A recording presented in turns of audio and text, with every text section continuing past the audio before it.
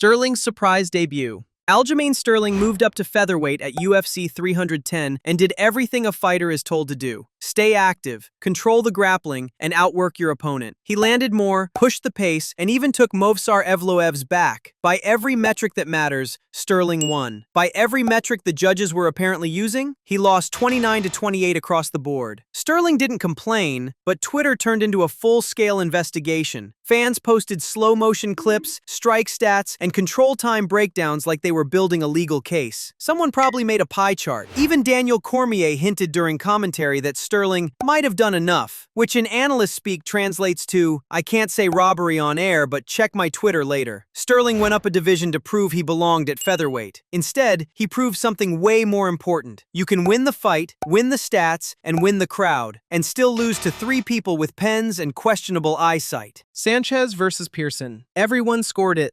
30-27, except the judges. Diego Sanchez versus Ross Pearson at UFC Fight Night 42 is the kind of result that makes you wonder if the judges left early and filled out their scorecards in the parking lot. Pearson picked Sanchez apart for 3 rounds. Clean striking, obvious control, zero confusion, unless you were sitting at the judges' table apparently. Media members didn't just score it for Pearson, they scored it 30-27, unanimously. Every single outlet. If there was a Pearson fan club, the judges weren't members. When Bruce Buffer announced a split decision for Sanchez, the arena went silent. Sanchez looked relieved. Pearson looked like someone just told him wrestling was fake. No rematch, no reversal, no investigation into whether the judges accidentally watched a different fight on their phones. Pearson was told to move on, which is easy advice to give when you're not the one who just lost a win bonus and 3 spots in the rankings because someone can't count punches. Hendricks versus GSP. Winning the belt without winning the fight. UFC 167 was supposed to be another dominant GSP title defense. Instead, it became the night Johnny Hendricks beat George St. Pierre so convincingly that even GSP looked confused when he won. Hendricks didn't just compete, he mauled the champion. Bigger shots, more damage, and somehow, at the end of the night, he walked out of the arena looking fresher than the guy whose hand got raised. But the judges saw it differently. Split decision, GSP retains. The crowd booed.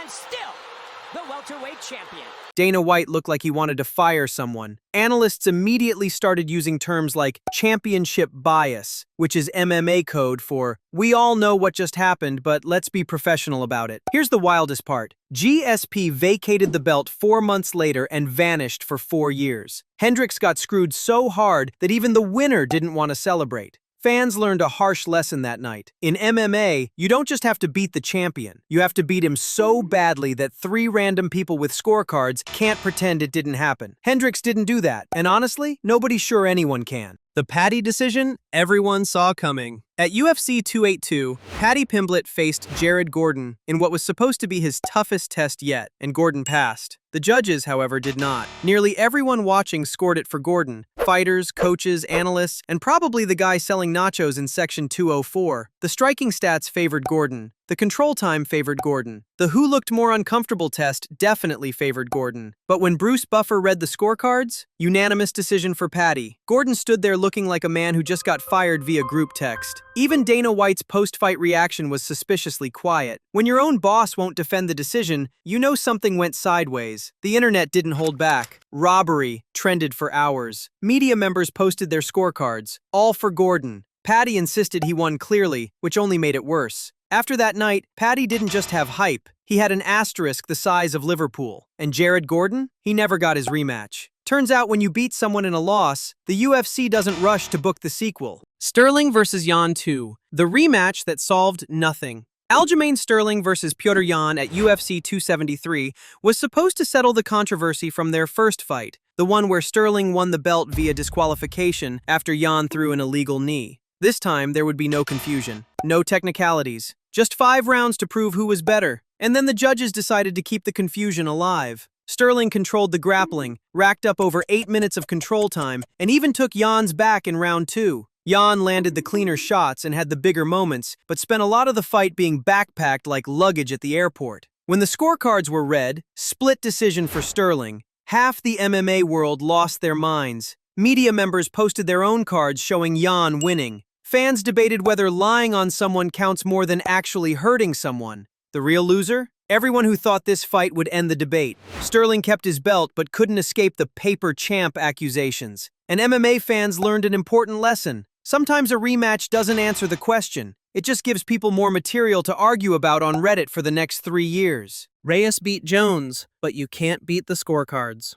UFC 247 will go down as the night Jon Jones lost a fight but kept his belt anyway, which is a neat trick if you can pull it off. Dominic Reyes came in with a game plan that actually worked. Stay mobile, push the pace, and don't let Jones settle into his rhythm. For 3 rounds, Reyes outstruck Jones, defended takedowns, and made the champion look mortal. Then the judges turned in their homework. Unanimous decision, Jones. The arena reacted like someone just explained cryptocurrency, confused, angry, and convinced they'd been scammed. Reyes landed 43 more significant strikes. He clearly won the early rounds. Even Joe Rogan hinted on air that maybe Jones got the benefit of being the champion. Reyes said afterward, "I shocked the world and still lost." That's the MMA version of acing the test and still getting a C because the teacher didn't like your handwriting. Jones moved up to heavyweight not long after. Reyes never got another title shot, and somewhere, 3 judges are still convinced they nailed that one. They didn't.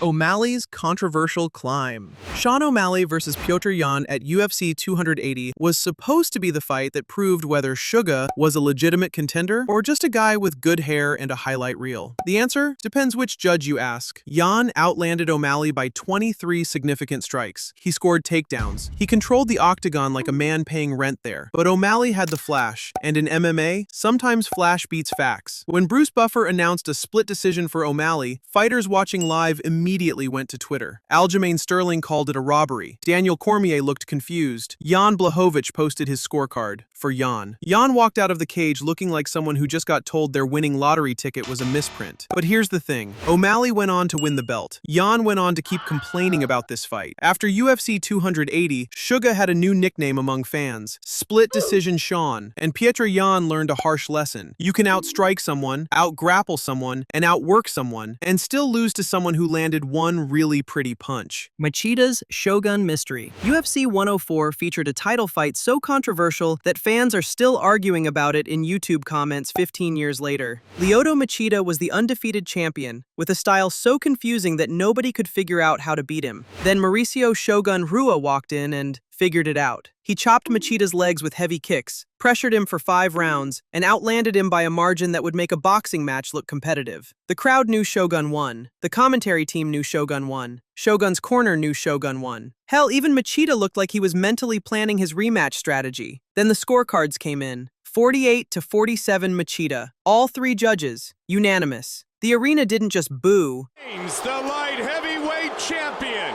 It sounded like someone canceled Christmas. Shogun's team looked around like they'd entered an alternate dimension. Dana White's face said everything his mouth legally couldn't. Here's how bad it was. The UFC immediately booked a rematch. Not 6 months later, not let's see how this plays out, immediately. Because when your own promotion knows the judges blew it, you don't defend the decision. You just run it back and hope everyone forgets. In the rematch, Shogun knocked Machida out in round 1, proving what everyone already knew. He won the first fight too. The judges just weren't watching it. Edgar's Dubai debate. Frankie Edgar versus BJ Penn at UFC 112 was the UFC's big debut in Abu Dhabi. And what better way to introduce the Middle East to MMA than with a judging controversy that would echo for years? BJ Penn was the lightweight king, a legend who'd only lost when he was clearly, undeniably beaten. Then Frankie Edgar showed up with a game plan so annoying that Penn looked like a man trying to swat a very athletic mosquito for 25 minutes. Edgar used constant movement, timed his entries perfectly, and made Penn miss more than a drunk guy texting his ex. But here's the thing. Penn's shots landed harder. Edgar's landed more often. When Bruce Buffer announced, "and new,"